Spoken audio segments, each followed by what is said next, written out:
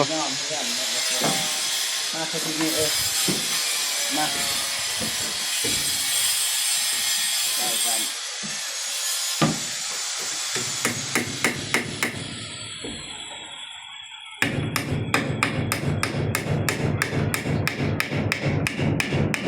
ตอกเลยปะตอกเลย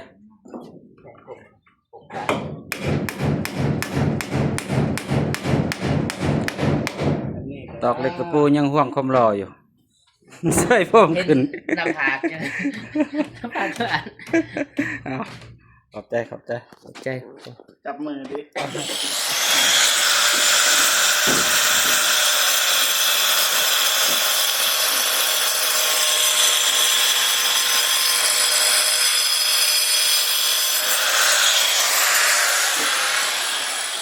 ใส่แล้วประมาณ3-4 แผ่นจะปิดแล้วเนี่ย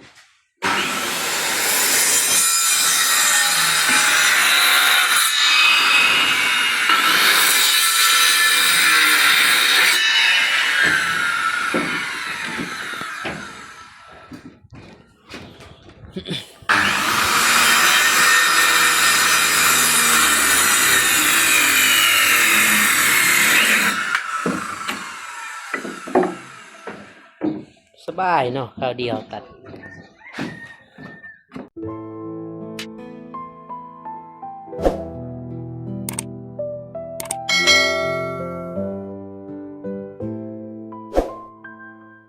เนาะพี่น้องตอนนี้บ่ฝนก็ได้มาบ้านน้องฮานมาอัปเดตบ้านเนาะเพราะว่าบ้านนี้บ่ฝนก็บ่ได้มาบ่ฝนไปหูดเขาเนาะบ้านนี้ก็คือ FC เห็นนะที่บ่ฝนโฟดลงเนาะพี่น้องวันนี้ได้บ่ฝนก็ได้เดินทางมากับบ่าวเจ็บเนาะพี่น้องกับทักทายสบายดีเด้อสวัสดีพ่อพี่น้องเบิดสู่คู่สู่คนว่าอยู่ในและก็ต่างประเทศเนาะที่เขามาเบิ่งมาชมสองของบ่าวฝนลาวใต้บ่าวฝนก็ยินดีตอนรับเนาะเอาไปจะได้บ่าวฝนก็สิพาไปเบิ่งไปชมเพื่อนน้องฮานไปฮอดไซแล้วทางสร้างเพิ่นเฮ็ดฮอดไซแล้วมีแต่ว่าบ่าวฝนก็สิถ่ายให้เบิ่งให้ชมนำกันเนาะพี่น้องน้องฮานโดยสบายดีบ่าวฝนโดยสบายดีพ่อแม่ผู้ใหญ่ใจบุญทุกท่านและก็FCทุกท่านไม่ว่าอยู่ในลาวและไทยและต่างประเทศขอสวัสดีสบายดีมื้อสุขทุกคนเด้อโถเต็มสุดมือนี่น้องฮานส่งคากระบอกเกือบแตะแล้วก็หมวกเนาะถือว่าผิดปกติแปลกหน้าแปลกตาเนาะมือนี่น้องฮานกินข้าวกินน้ำแล้วมั้งน้องฮานกินแล้วได้ยั่งสู่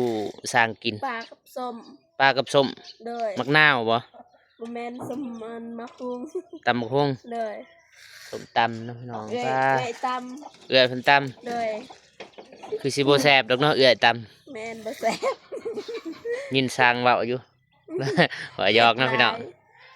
คือสิแซ่บอยู่เฮ็ดฮอดไส้เลยเฮือนว่านี่บ่ฝนบ่ได้มาบ่ฝนไปปูดเข้าบ้านนี่ได้จักสอบบ้านนี้วะเลย7-8 สอบไปเบิ่งเฮือนพี่น้องไปเบิ่งความคืบหน้าเฮือนน้องฮานไปฮอดไส้ละสบายดีเด้อแม่น้องฮานเด้อโอ้ยพอเท่าไปใช่ไปนอนอยู่ในกันไปเก็บกับแม่ไปนอนเก็บกาแฟพอเท่านี่ไหนพอเท่าเฮือนนี่โดยดุเนาะพอเท่านะครับจ้างเก็บกาแฟนี่เฮือนล็อกไว้เนาะล็อกแต่ก็บ่ได้ล็อกมีแต่บ่ได้ล็อกเนาะโทเป็นซีแล้วบัดนี้ซีเท่าซีปอนซีบอลบ่นี่ไก่แล้วพี่น้องเพื่อนน้องฮาน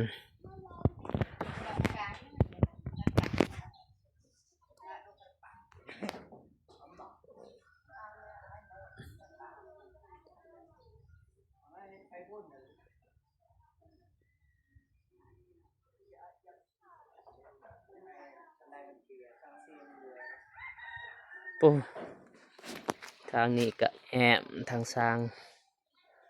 ไอแดงเพิ่นก็ กันห้องเนาะหรือว่าแอมห้องอยู่ในเดี๋ยวเบาฝนสิขึ้นไปอัปเดตเนาะพี่น้องสบายดีเด้อ กินข้าวกินน้ำแล้วบ่สิแล้วเลยแอมนี่ครึ่งหนึงเลยยังอีกเบื้องฮะบ่ทันได้แอม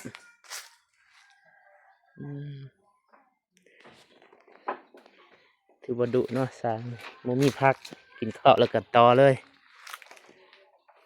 เพราะว่าบ้านไกลแน่ก็อยากให้มันแล้วไว้นะพี่น้อง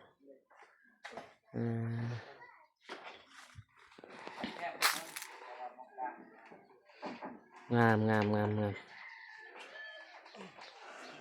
ปะโถ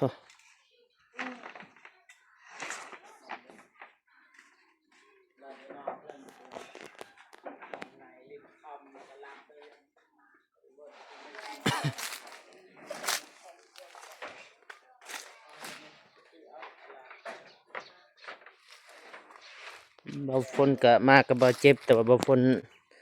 เมื่อกี้นี่เมื่อปกเขาเนาะสบายดีเด้อกินข้าวกินน้ำแล้วบ่ แล้ว น้องฮันเอาย่างให้กินมื้อนี้ ต้มปลา ว่าอาหารดีเนาะ ตำส้ม ปลาเนี่ย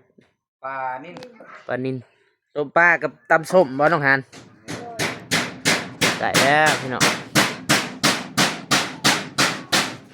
นี่บ่อนี้จะเป็นคันไดลงมาแล้วก็สังกะสีอีกตัวนี้ไปเดี๋ยวบางคนสิไปถ่ายให้เบิ่งนะพี่น้องไปอัปเดตไปดีเด้อไปดีอีกเทื่อนึงเทื่อที่3เลยนี่น้องฮานก็ได้ นี่นอนได้แล้วบัดนี้ปูเลยอยู่นี่นอนให้เบิ่งมั้งน้องฮานนอนเกือกอยู่นี่เอาซาดมาปูสบายนั่งดิ่นอยู่นี่กินข้าวอีกนี่ปะเอาซาดมาปูแล้วก็เมื่อยแล้วก็นั่งลิ้นมันเถื่อก็นอนลิ้นเลยนี่สร้างเพิ่นเมื่อย ไม่แปดเลยแปดจะเอาแปด แอมเบิดแล้วเนาะแต่ว่าทางสร้างแดงเพิ่นก็สิกันห้องอีก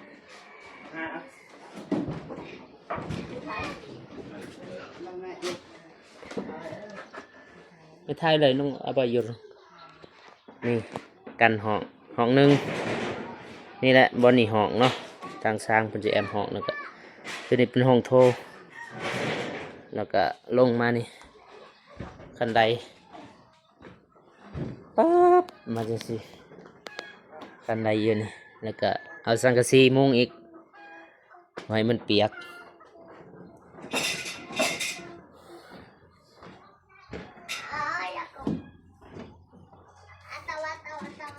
ทางนี้ก็เบิ่งวิวสาบานไปให้ไปสวนก็ได้เห็นแล้วอยู่นี่เปิดประตู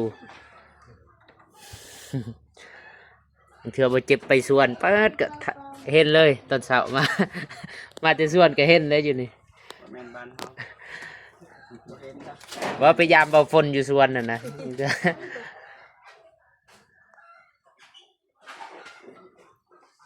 เอาว่า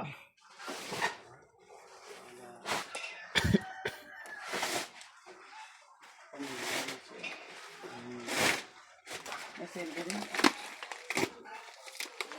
เพิ่นไม่ยาววะนี่ตัวยาวตรงไงยาวไง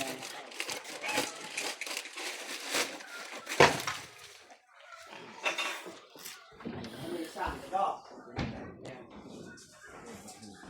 ทำราคาใส่ทำนี้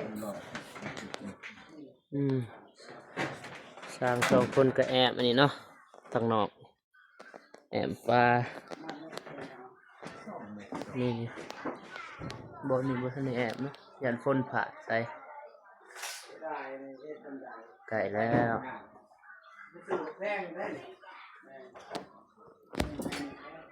มีฮอดปีผลิตวันที่12 เดือน 8 ปี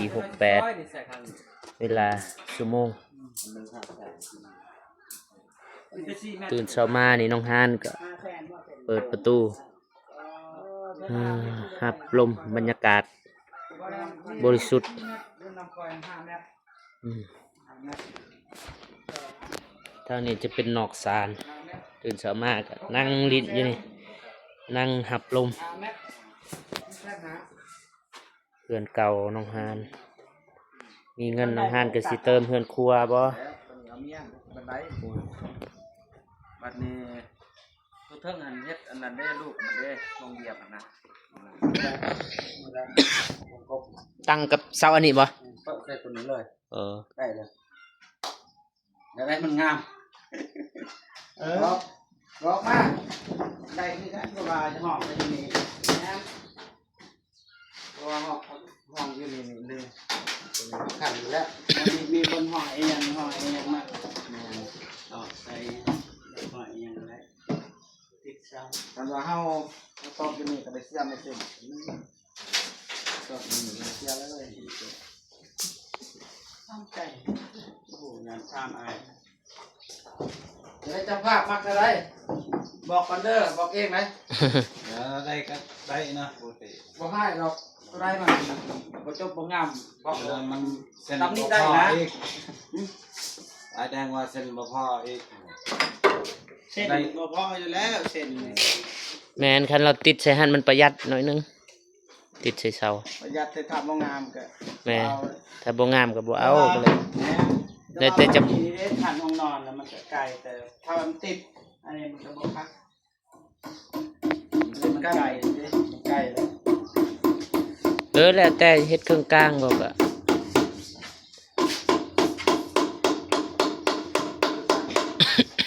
แต่มันบ่อยากคักเอาบ่เฮ็ดดอกบ่งามนะเอาเส้นมันก็ยาวมันจะได้ก็มันบ่พออยู่แล้วได้จะไปซื้อเอาความงามไว้ก่อนนะที่ว่าสร้างแดงเฮ็ดบ่งาม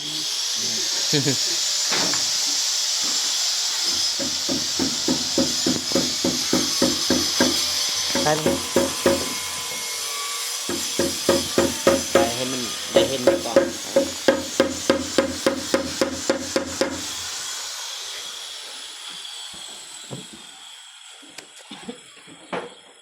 บ่จักสิซอยซอยย่อย เอาก็มีแต่ซอยอันนี้เกะกะเขา ซอยเกะกะซะ แล้วให้กำลังใจแต่ว่ามาบ่ม่วนนะสิใครปากไม่เคยบอกไม่เขาบอกกับบ่ตูนบ่นึงม่วนบ่อายครับผมพอมามักเว้าเลยกับมักตัวนั้นเลยเว้าโลดเราเรื่องกันการถ่ายคลิปไปนะ แม่น ท่านบ่เว้าม่วนจังได๋ก็นั่งเข้าไปนอน คือก็คือแล้วก็พวกก็ถ่ายเพลงเดี๋ยวก็คือตาดูตาย หรือว่าเอาแต่เช้านี่หาเช้านี่เป็นจังได๋ตัวนี้บ่ก็กับเจ้าคนกลางก็อยู่เมืองนี่แล้วมีผู้สูงนี่หรือว่าเอาเช้าแต่เช้านี่หาบ่อนคัดให้นอนนะจะแต่งกันมันเป็นเลยอันนี้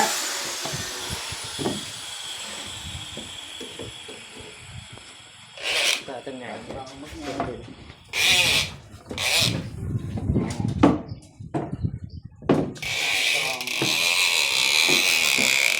อะไร300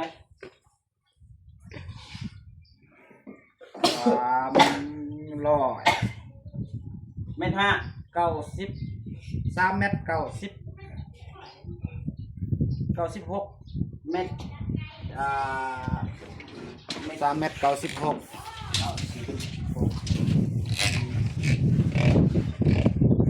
90กัน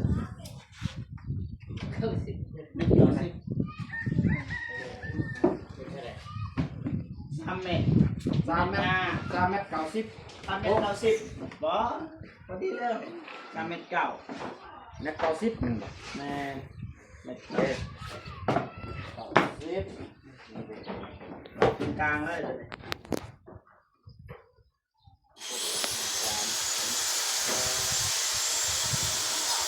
ดูแล้วมันจะตั้งตัวนี้ตัวนี้ให้มันเกี่ยวแล้วมันได้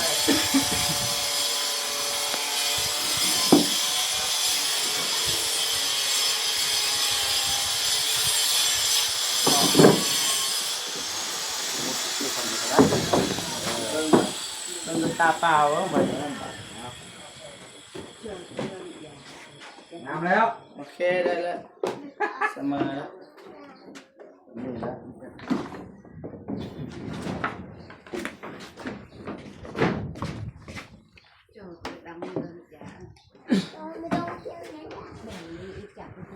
Chưa lớn vậy. Nó hay là chưa lớn.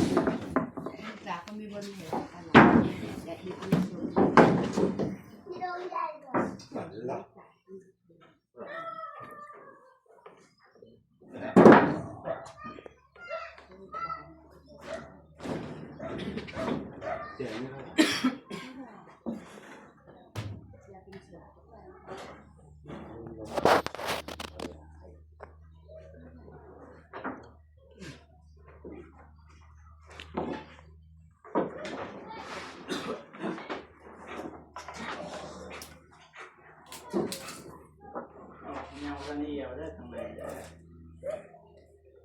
Ô vô thanh tải. Đấy. Hỏi có. Bò. บ่ตายดอก Cua. Bò tải này. Này. ขึ้นเลยฟังมันก็ได้ มันเป็นมีหนักเลย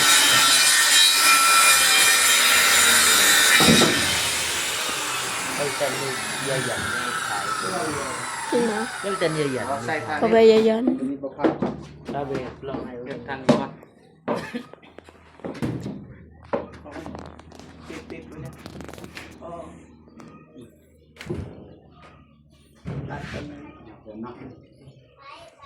น้อย สังกะสียังเพิ่นเนี่ย โรซิ่ง อลูซิง อลูซิงอลูซิงอลูซิง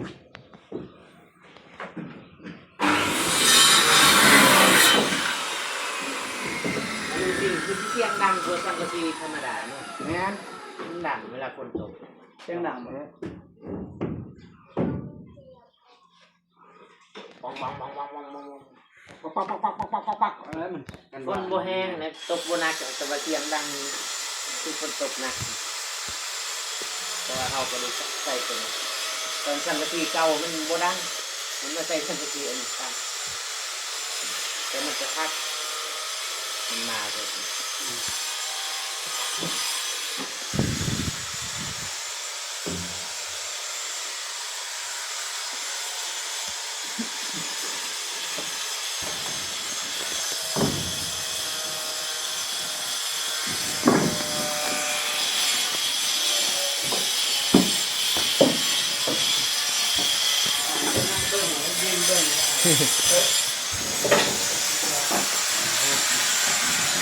ทางนี้ก็ตัดแทนเซอร่า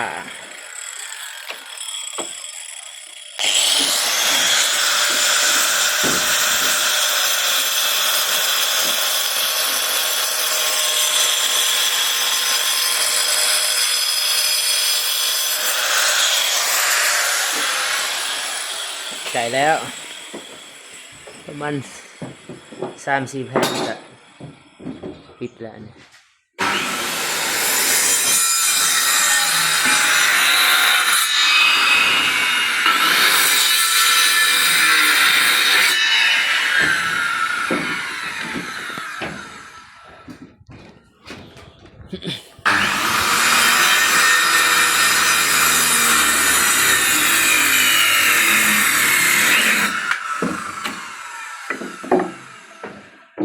สบายเนาะคราวเดียวตัด ใส่เรื่อยๆอันนาโบหูเอานี่ก็อยากซ่าได้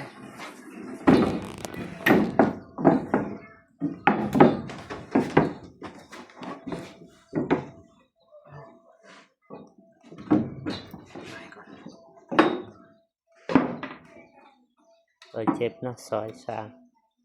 วันนี้เพิ่นก็ซอยเกะกะตัวนี้กลัวปีกย่อยอีกตัวนี้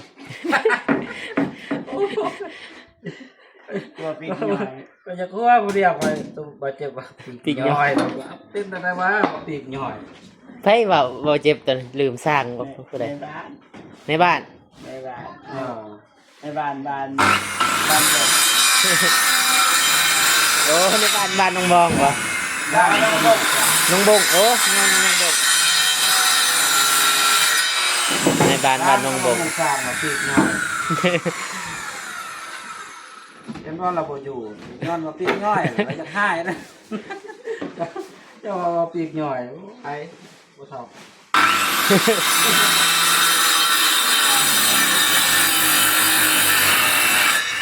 เป็นบ่เราอยู่ดูเรื่องชาลีเราเนี่ย หน่อยใจเนาะเพิ่นปิกย่อย เราก็ใส่เป็นโตกันเราเฮ็ดได้ครับแม่เคยไปสร้างจำเบิ่งว่าได้เป็นอยู่เฮาเอิ้นปีกน้อยบ่มา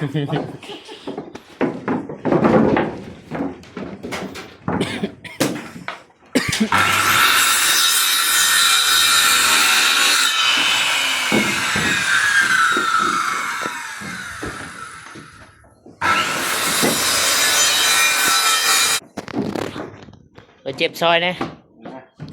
ซอยเป็นภาระเนี่ย ได้เลยรถเข้ามาพอดีว่าสินี่รอตอบก่อนมันจะง่ายมันยากเลยถึงแบบแล้วใจว่าตอบวันนี้ก่อนนะ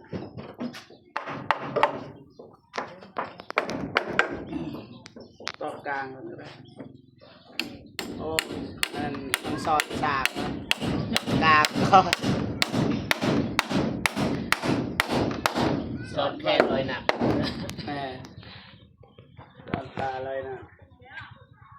แม่ก็ปิดน้อยไปอยู่น้อยจัดการแน่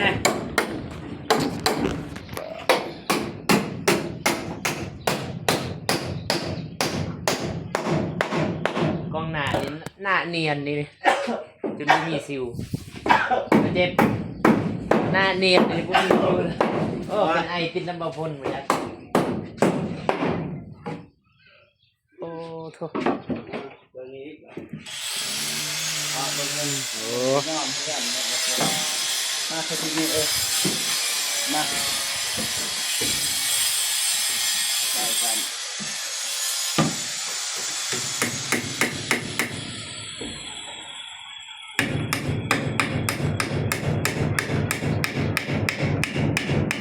ต้องเลยปะ ตอกเลย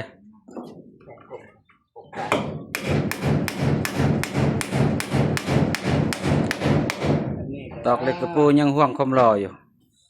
ใส่พ่มขึ้น หน้าผากจ้ะหน้าผากก็อัน เอาขอบใจ ใจ จับมือดิ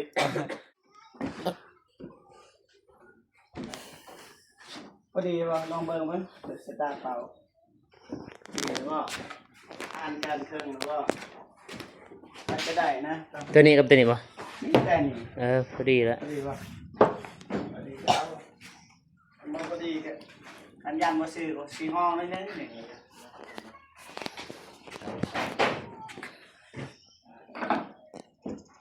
แล้วว่าเสาปลายมือแล้วเบิ่งบ่สคือสิบ่ฮอดดอกเนาะเสาปลายมืออันนี้แล้วโครงอันนี้ก็มีแต่แอบเนาะ แอมไปเฮ็ดในเด้อบ้านใดนะ ประมาณเนาะ บ้านเข้าใจมาประมาณ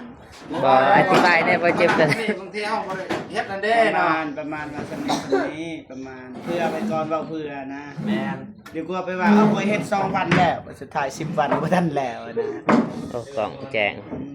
รอไว้บ่เจ็บในกล่อง ถ่ายรูปไปสำนี้แล้วเป็นผู้รอเป็นผู้ใดสิรอในบ้านเฮาเนาะหายากเลยเฮ็ดเฮาต้องเจริญ ตัวได้ยังบ่พอบ่ตอนนี้บ่สร้าง นี่แหละไม่เสร็จ ไม่เสร็จบ่ แม่น จักเส้นกะว่า ตามไล่มันเต้นผม38เซนพอดี โอ้ไม่เส้นลูกตักนี่บ่ลูกตักบ่สร้าง 38เล็ก แม่น บ่ว่าจะ ก็กันแต่สำนิทนะ เออ แต่ว่ามันไล่กันว่าเฮามันแล้วหันเฮาก็เอาไม้เสียมตัวนั้นมาเฮ็ดบันไดยังก็สิพอจังหวะนะเอา30เซน 30 ยัง30 แม่น ปาโถ ใช่มากคือเอาจริงเนี่ย เอาไล่เมื่อคืนนี่ไล่เพื่อนะอย่างหลวงพ่อ เวลาเราไปเห็นใหม่เลยย่างใหม่ยูหันเราลืมเบิร์แปะใหม่ใช่ใหม่เรายูหันยังเป็นเป็นนะ นี่ก็มัดแล้วเด้อนี่ครับซ้ำนี่นี่ละเบิด ที่ว่าไม่เส้นก็สิ้นสุดซ้ำนี่เนาะ สุดเพียสนี่ พอจบคลิปสิ้นสุดเพียงเท่านี้ หยุดก่อนก็ได้เนาะ มันยาวเกินแล้ว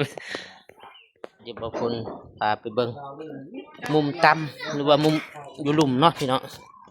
เป็นจะได้ประตูยังอยู่ตรงเอี่ยมแล้วก็บ้านประตูวงกบ มาถ่ายน้องหานมายอกกันในคนจะเบิ่งเรายังไงยอกกันเรากำลังเป็นเนี่ยยอกกัน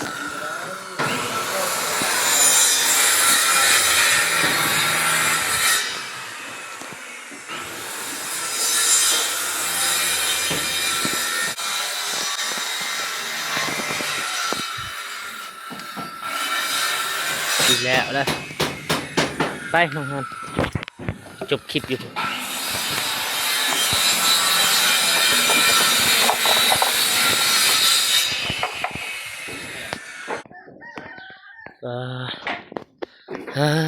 ตอนนี้ก็บ่ฝนก็ได้อัปเดตไปที่เรียบร้อยนะพี่น้องก็มีแต่ว่าเขาไปเบิ่งคลิปของบ่ฝนแล้วก็บ่เจ็บเนาะน้องฮานก็ไก่แล้วเนาะไก่สิได้อยู่เลยไก่เลยประมาณอีกบ่เกินเดือนนึงก็ได้อยู่เลยรู้สึกอะไรตอนนี้ที่ว่าเห็นรูปร่างลักษณะของเฮือน ตื่นเต้นแล้วก็ดีใจ คือบ่เต้นเลยคันตื่นเต้น ตื่นเต้นในใจเป็น ตื่ อน ยาก เต้น เต้น ในใจตื่นเต้นให้น้องเพิ่นว่าบ่เคยเห็นบ่เคยได้ โดย บ่คิดบ่ฝันว่าสิได้ก็คือบ่ฝนก็เคยเว้านะมีแต่รักษาดีๆเฮือนเพิ่นเฮือนผู้ใหญ่แล้วก็เฮือนน้องฮานผู้ใหญ่เพิ่นตั้งใจเฮ็ดเฮาก็มีหน้าที่อยู่แล้วก็รักษา โดย เฮารักษาดีมันก็บ่เก่าบ่ยากเก่าหั่นน่ะเฮารักษาอนามัยสมมุติว่ามอดเจาะหรือว่ามุดอันนี้อันนั้นเฮาก็ไล่บ่ให้มันเจาะมันอันนี้ก็มันได้อยู่นำเฮาดนบัดนี้ โดย เพื่อนบ่ว่าแต่หยังดอกรถล่างคือกันเฮาบ่รักษาอนามัยเฮาขี่สุดโทรมบ่แป้งบ่หยังมันก็เก่าไว้ถ้าเฮาล้างเฮาแป้งใส่น้ำมันของน้ำมันเครื่องมันก็ยากเพหั่นน่ะเพื่อนก็คือกัน โดย มันจะให้น้องขอบอกขอบใจผู้ใหญ่ใจบุญที่ว่าซอยเรือเฮ็ดเรือนให้น้องฮาน โดยก่อนอื่นหมดน้องก็ขอขอบคุณขอบใจคุณยายที่บุญทุกทานที่ซัพพอร์ตน้องช่วยน้องก็ขอให้อยู่ดีมีแฮงความเจ็บบ่ได้ความไข้บ่มีก็ขอให้ยังให้มีให้ร่ำให้รวยปรารถนาสิ่งใดก็ขอให้ได้แต่สิ่งนั้นสมการพัฒนาหรือว่าไปใส่มาใส่ก็มีแต่คนหักคนหอมไปฮอดจะถึงมันรับให้ได้เงินหมื่นนอนตื่นได้เงินแสนแห้งๆปังๆตลอดปีตลอดศาสตร์เด้ออย่าเจ็บอย่าจนพร้อมครอบพร้อมครัวสาธุ โดยสาธุโอเคเนาะพี่น้องบ่ฝนก็ได้อัปเดตไปที่เรียบร้อยแล้วก็คือว่ามีแต่ว่าไปเบิ่งคลิปของบ่ฝนแล้วก็บ่เจ็บเนาะว่าถ้าว่าจะพูดว่าเฮือนไปฮอดไสแล้วก็บ่ฝนก็บ่เป็นสิเว้าเนาะก็มีแต่ให้ FC แล้วก็ผู้ใหญ่ใจบุญเข้าไปเบิ่งไปติดตามชมคลิปของบ่ฝนบ่ฝนก็บ่ได้มีหยังหลายแล้วก็บ่ขอบใจทางผู้ใหญ่ใจบุญและ FC ทุกๆคนเนาะที่ซัพพอร์ตที่เบิ่งคลิปของบ่ฝนแล้วก็ที่บ่ข้ามโฆษณาของบ่ฝนเนาะแล้วก็บ่ฝนก็ได้จาก FC ถ้าหาก FC เบิ่งคลิปของบ่ฝนแล้วก็บ่ข้ามโฆษณาบ่ฝนก็ถือว่าเป็นกำลังใจให้บ่ฝนว่าซั่นซะมื้อนี้บ่ฝนก็บ่ได้มีหยังหลายมาอัปเดตเพื่อนน้องฮานเนาะพร้อมกับโปรเจกต์แต่ว่าตอนนี้บ่ฝนก็ได้อัปเดตไปที่เรียบร้อยแล้วก็แต่ว่าบ่ฝนก็สิขอโตวกลับก่อนเนาะพอกันคลิปหน้าสำหรับคลิปนี้บ่ฝนขอกล่าวคำว่าสบายดีเด้อ บ๊ายบาย